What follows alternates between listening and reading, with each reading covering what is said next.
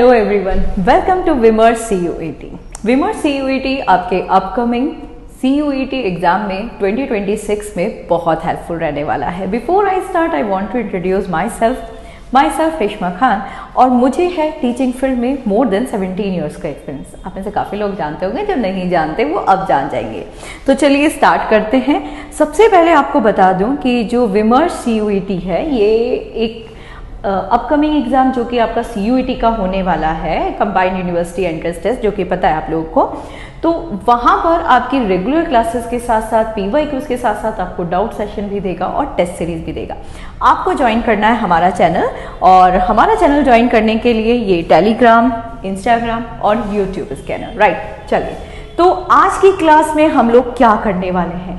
आज की क्लास में हम लोग CUET 2026 के केमिस्ट्री डोमेन पार्ट को डिस्कस करने वाले हैं, केमिस्ट्री सिलेबस को डिस्कस करने वाले हैं। ये केमिस्ट्री सिलेबस या केमिस्ट्री डोमेन जो है ये स्पेसिफिकली BSc साइड के लिए होता है। तो BSc यानी जो साइंस वाली ग्रेजुएशन अंडर ग्रेजुएशन प्रोग्राम होता है, उसमें पर्टिकुलर यानी जो आपका मेन सब्जेक्ट आप लेंगे, डोमेन सब्जेक्ट लेंगे, वो केमिस्ट्री होने वाला है, राइट। ये जो केमिस्ट्री डोमेन सब्जेक्ट होगा, यानी इस क्लास में हम लोग इसके बारे में डिटेल में बात करेंगे about the syllabus, about the pattern of examination, हमारा कोर्स स्ट्रक्चर क्या है, और बहुत बिग क्वेश्चन प्रिपेयर कैसे करना है। हम लोग लेने वाले हैं रेगुलरली आपका डाउट सेशन, और डाउट सेशन के साथ प्रैक्टिस क्वेश्चन भी आपको ईच क्लास के बाद प्रोवाइड कराएंगे, और आपकी टेस्ट सीरीज भी ऑर्गेनाइज कराएंगे। तो चलिए, पहले स्टार्ट करने से पहले आप लोग को बता देते हैं कि आपके जो पैटर्न ऑफ एग्जामिनेशन है वो क्या है। देखिए, 2026 में थोड़ा सा चेंजेस आया है 2025 के कंपैरिजन में। यहाँ पर जो भी आपका डोमेन सब्जेक्ट रहेगा, है ना, मे बी BSc कर रहे हैं आप, और फिजिक्स है, केमिस्ट्री है, हर डोमेन सब्जेक्ट के जो क्वेश्चंस हैं वो 50 हैं। 2025 तक आपको ये 50 में से सिर्फ 40 क्वेश्चंस करने होते थे, एंड अब आपको 50 में से 50 ही क्वेश्चन अटेम्प्ट करने, दैट्स मीन नो चॉइस। और आपके पास टाइम रहेगा 60 मिनट्स का, मतलब ऑन एन एवरेज आप एक क्वेश्चन को 1 मिनट का टाइम दे सकते हैं। जनरली एग्जाम पेपर जो होगा वो ऑब्जेक्टिव टाइप होगा। ऑब्जेक्टिव टाइप में भी आपके 3 तरह के क्वेश्चंस होंगे। एक क्वेश्चन हो गया, उसके 4 ऑप्शन है, आपको उसमें से चूज करना है। सेकेंड, स्टेटमेंट वाला क्वेश्चन, 2 स्टेटमेंट हो गए, बताना है कौन सा स्टेटमेंट करेक्ट है, दोनों करेक्ट हैं या दोनों इनकरेक्ट हैं, समथिंग लाइक दिस। और एक एजर्शन और रीजन वाला, यानी ये 2 स्टेटमेंट वाले हो गए, और एक जो हो गया वो 1 क्वेश्चन, उसके फिर 4 ऑप्शन डायरेक्ट चूज करने वाला हो गया।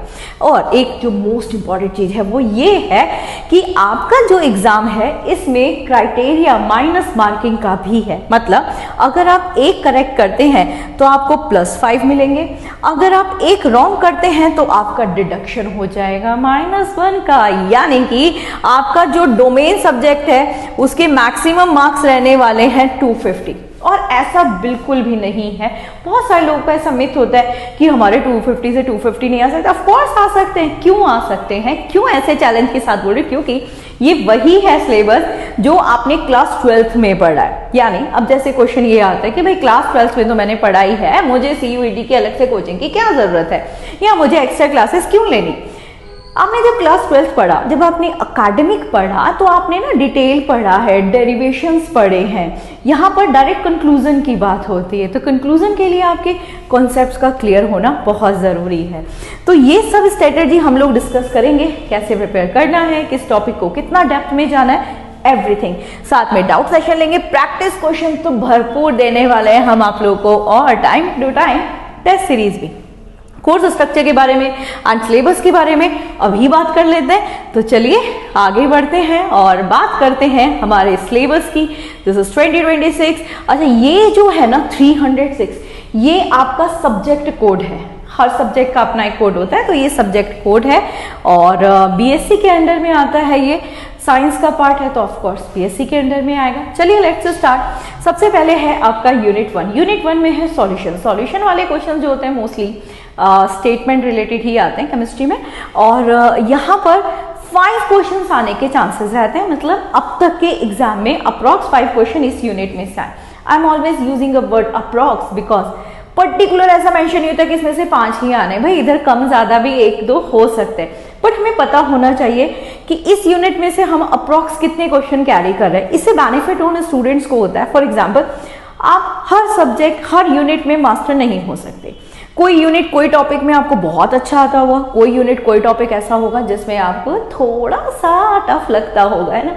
तो जो आपको टफ लग रहा है ऑफकोर्स उसमें इंटरेस्ट भी कम हो जाता है। अगर इंटरेस्ट कम हो रहा है और थोड़ा सा भी मन में ये क्वेश्चन आ रहा है, नहीं यार ये मुझे हार्ड लगता है, ये मैं क्यों करूं, तो उसके लिए आपको पता होना चाहिए कि अगर आप एक यूनिट छोड़ते हैं तो आपको अप्रॉक्स कितने क्वेश्चन का लॉस होने वाला है, क्या आप उस लॉस को यहाँ पर अफोर्ड कर सकते हैं कि नहीं, क्योंकि ये कंपटीशन एग्जाम और हर कंपटीशन एग्जाम में एक एक क्वेश्चन की बहुत मारामारी होती है। तो चलिए स्टार्ट करते हैं next unit, that is electrochemistry. और इलेक्ट्रोकेमिस्ट्री में से आने वाले हैं अप्रॉक्स 2 to 4 क्वेश्चन। ये है आपकी यूनिट है and these are the sub unit, यानी इस यूनिट में कवर होने वाले टॉपिक्स, है ना। नेक्स्ट है आपका the topic unit topic is chemical kinematics, जिसमें से आ रहे हैं अप्रॉक्स 2 से 3 question and these are the sub topics. Now next is D और एफ ब्लॉक एलिमेंट। वैसे पी ब्लॉक एलिमेंट्स भी थोड़े आते हैं जो कि हम लोग मिक्स डी और एफ के साथ में ही पढ़ लेते हैं, और यहाँ जो वेटेज है वो 5 की है। ये तो पता चल गया होगा कि सारा का सारा क्लास 12 का ही है। I repeat again and again ताकि ये क्लियर रहे। बहुत सारे स्टूडेंट्स का यही डाउट रहता है, सबको लगता है 11th-12th का भी आता है कि नहीं, यहाँ पर 12th क्लास का ही आता है। नेक्स्ट एक कोऑर्डिनेट्स कंपाउंड, इसकी वेटेज रहने वाली है अप्रॉक्स 5 to 6 क्वेश्चन की। हेलोएल्कीन्स एंड हेलोरेंस, जो हेलोएरेंस और हेलोएल्कीन्स है इसमें से वेटेज है अप्रॉक्स 4 क्वेश्चन की। पढ़ा है ना 12th में, तो आप लोगों ने कैसे पढ़ा, इसकी बहुत सारी रिएक्शंस पढ़ी थी। यहाँ पर हमें डायरेक्ट रिएक्शन नेम लेना है और हमारा काम बन जाना है। नेक्स्ट है अल्कोहल, फिनॉल, ईथर। इसमें टाइप्स ऑफ अल्कोहल ना, प्राइमरी, सेकेंडरी, टर्चरी, उन सबके बारे में बात करेंगे और वेटेज रहेगी 4 to 5 की। एल्डिहाइड्स, कीटोन, कार्बोक्सिलिक एसिड, यहाँ पर 3 to 4 क्वेश्चन की वेटेज रहेगी। और एमाइंस यानी नाइट्रोजन के कंपाउंड्स के बारे में बात करें तो 4 क्वेश्चन की weightage approx. Biomolecules last unit है हमारी। बायोमोलिक्यूल्स में अप्रॉक्स क्वेश्चन रहेंगे 1 से 2। अच्छा, यहाँ पर बायोमोलिक्यूल्स के साथ में एक और यूनिट को ऐड कर लीजिएगा, this is chemistry everyday life. ये जो केमिस्ट्री एवरीडे लाइफ वाला चैप्टर है ना, ये हमारी इस बार 12th क्लास में से रिमूव कर दिया गया है, बट यहाँ पर इसके क्वेश्चंस आएंगे, डरने की जरूरत नहीं है। बहुत सारे क्वेश्चंस तो नहीं आने वाले, मैक्सिमम 1 या 2 क्वेश्चंस ही आएंगे, लेकिन हम लोग यहाँ पर उसको डिस्कस करने वाले हैं किसमें, बायोमोलिक्यूल्स में। तो ये था एंटायर सिलेबस का डिस्कशन। सिलेबस के बाद हम लोग बात करने वाले हैं हमारा यहाँ पर लेक्चर प्लान क्या है। जब हम लेक्चर प्लान के बारे में बात करते हैं, ये इन्फॉर्मेशन आप लोगों के पास डेफिनेटली होनी चाहिए ताकि आपको पता चल सके कि हम ईच टॉपिक के लिए कितनी क्लासेस दे रहे हैं। एंड वन मोर थिंग, इसमें आपका डाउट सेशन, आपके टेस्ट डिस्कशंस, आपके PYQs वो इंक्लूड नहीं है। ये सिर्फ लेक्चर क्लासेस के बारे में बात है। हम सॉल्यूशन टॉपिक यानी फर्स्ट यूनिट को देंगे अप्रॉक्स 3 लेक्चर्स एंड इलेक्ट्रोकेमिस्ट्री को हम देंगे 3 लेक्चर्स। मतलब हम सारे टॉपिक्स को कवर करेंगे। देखिए यहाँ पर आपको पता भी चल रहा होगा ईच टॉपिक का ईच वेटेज के अकॉर्डिंग यहाँ पर लेक्चर आपको यहाँ पर ऑर्गेनाइज किए गए हैं। केमिकल काइनेमेटिक्स में देने वाले हैं 2 लेक्चर्स, DF ब्लॉक में 2 lectures, I think 2 lecture enough होते हैं, आप लोग को भी पता है। एंड जो कोऑर्डिनेट कंपाउंड्स है उसमें भी हम लोग 2 लेक्चर्स ही प्लान करेंगे। हेलो एल्कीन्स और हेलोरीन्स में हम लोग 2 लेक्चर्स प्लान कर रहे हैं। अल्कोहल, फिनॉल्स और ईथर में भी अप्रॉक्स 2 लेक्चर, और एल्डिहाइड, कीटोन्स, कार्बोक्सिलिक एसिड में भी 2 लेक्चर्स। अमाइंस यानी नाइट्रोजन के जो कंपाउंड्स प्रॉपर्टीज होती है उसमें भी हमारे 2 lectures. And the last that is biomolecules, इसमें हम लोग प्लान करने वाले हैं आपके लिए 3 लेक्चर्स। ये जो एंटायर आपकी क्लासेस रहेंगी, इसमें जो ईच लेक्चर होगा वो होगा आपका 1 आवर ड्यूरेशन का।